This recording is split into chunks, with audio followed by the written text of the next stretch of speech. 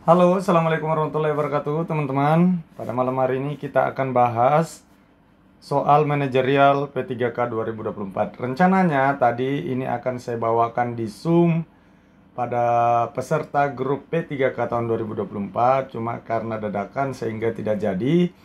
Untuk peserta Zoom besok yang tergabung ke dalam grup lulus P3K 2024 untuk grup diskusi di channel Al-Mahia, itu akan kita lakukan Zoom besok ya, tanggal 5 Oktober pukul 18.30 waktu Indonesia Barat. Semoga tidak ada halangan ya.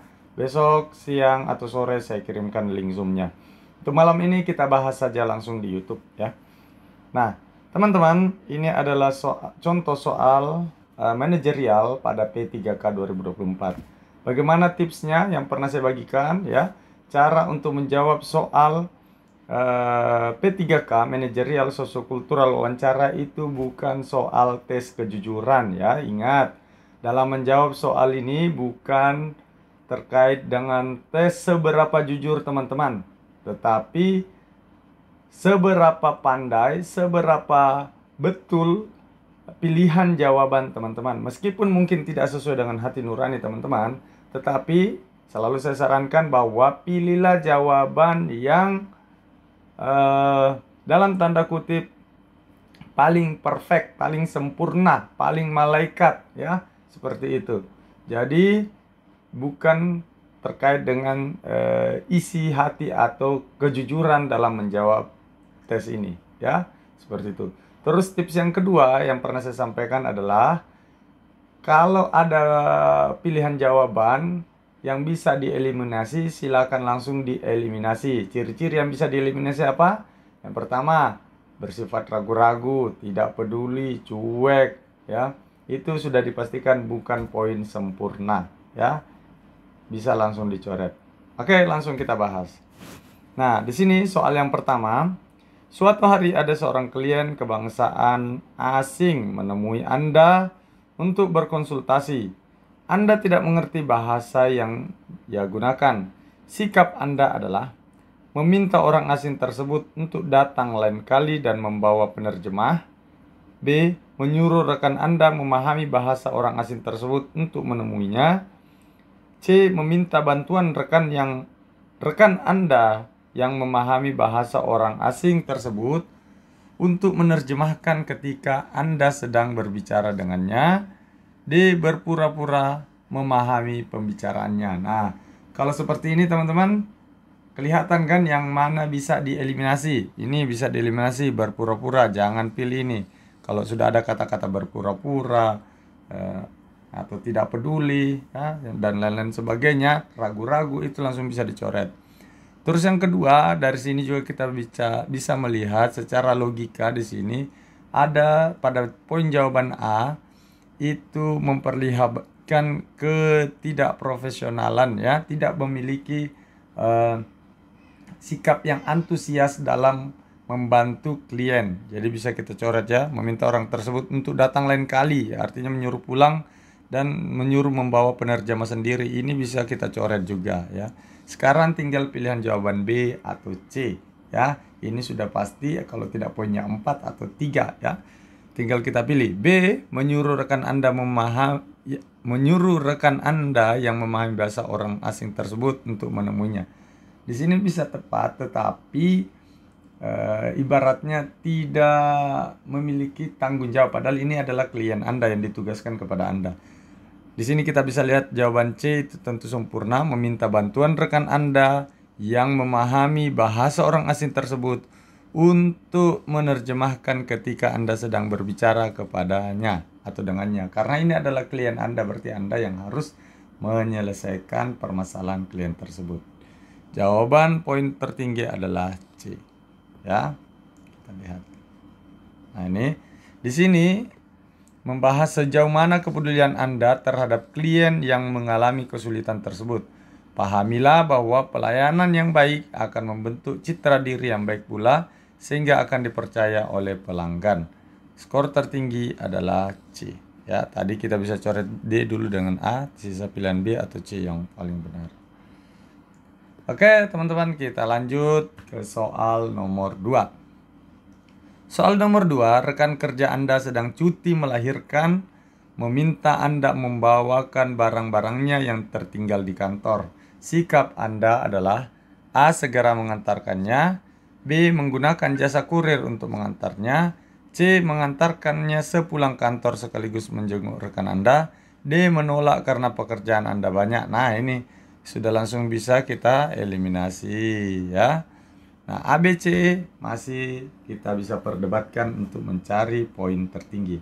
Nah, tips untuk menjawab soal seperti ini ya, lihat pada soal Anda diposisikan sebagai apa. Kalau kita lihat pada soal ini, di sini Anda berperan pertama sebagai karyawan ya, yang tentunya memiliki tugas ya. Selanjutnya, Anda juga di sini diperlihatkan sebagai teman ya. Jadi selain sebagai karyawan, pada soal ini Anda juga diperlihatkan sebagai teman yang tentu dituntut untuk ada sikap peduli. Nah, Anda sebagai karyawan, Anda sebagai teman, di sini mana pilihan jawaban yang memberikan solusi terbaik di mana Anda masih mengerjakan tugas, tetapi Anda juga memperlihatkan rasa peduli pada teman Anda. Di sini kita bisa lihat ya, jawaban yang mengandung unsur itu adalah C. Mengantarkannya sepulang kantor sekaligus menjenguk rekan Anda. Artinya di sini poin C, tugas Anda sebagai karyawan tidak terbengkalai karena mengantarkannya setelah pulang kantor. Yang kedua juga terlihat sikap peduli di sini yang menjenguknya ya. Jadi pilihan jawaban yang paling tepat adalah C ya, seperti itu. Jadi selalu lihat pada soal Anda diposisikan sebagai apa? Sebagai ASN kah? Sebagai karyawan kah? Sebagai teman kah? Sebagai ibu rumah tangga kah? Sebagai apa? Tentukan pilihan. Tentu di setiap posisi tersebut punya tugas dan tanggung jawabnya. Usahakan semuanya memenuhi tanggung jawabnya terlebih dahulu ya, seperti itu. Oke, kita jawab soal nomor 3. Soal nomor 3, pimpinan kantor menggelar rapat kerja membahas penyusunan rencana kerja untuk anggaran tahun depan. Setiap pegawai diharapkan mempersiapkan usulan untuk kegiatan tahun depan. Respon Anda di sini sudah ditekankan bahwa diharapkan mempersiapkan usulan. Artinya Anda diminta untuk, setiap karyawan diminta untuk memberikan pendapat atau masukan. Nah, kita lihat pilihan jawabannya.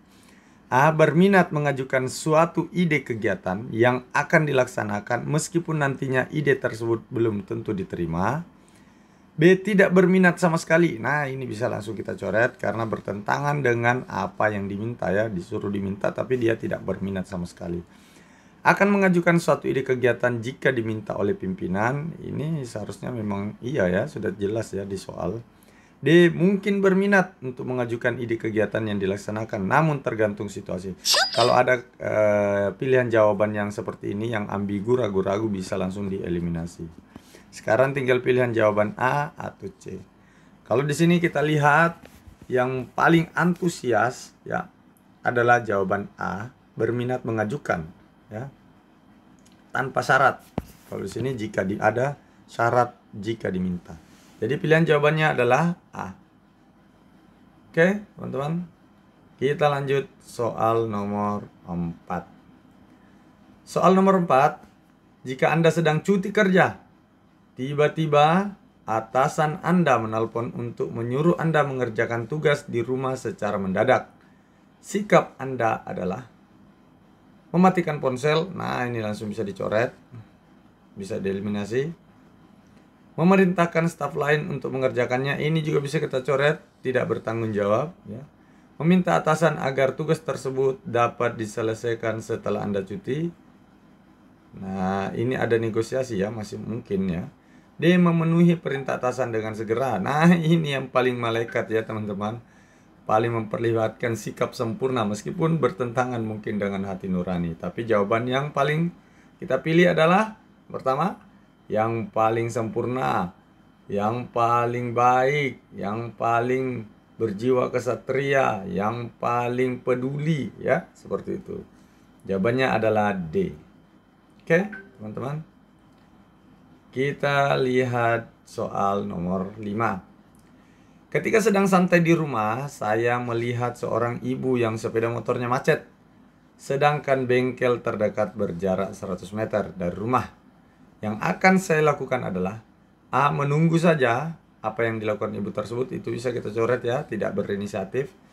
Menunjukkan bahwa 100 meter lagi ada bengkel, ya masih boleh ya. Menanyakan apa yang terjadi, ya boleh juga. Membantu membawakan sepeda motor itu ke bengkel. Nah, ini paling malaikat lagi nih. Ya, paling sempurna, paling baik ya. Jawabannya adalah pilihan jawaban paling sempurna adalah D. Ya.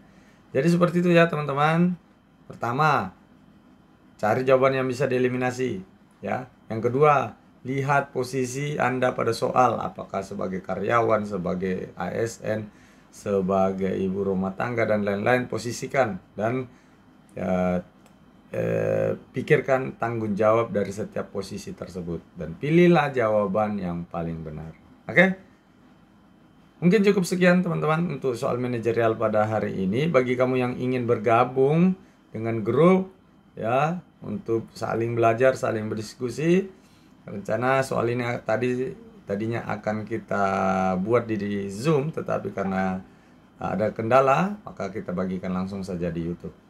Oke teman-teman, mungkin cukup sekian. Saya doakan kamu yang nonton bisa lulus CPNS CASN tahun 2024. Sekian, terima kasih. Assalamualaikum warahmatullahi wabarakatuh.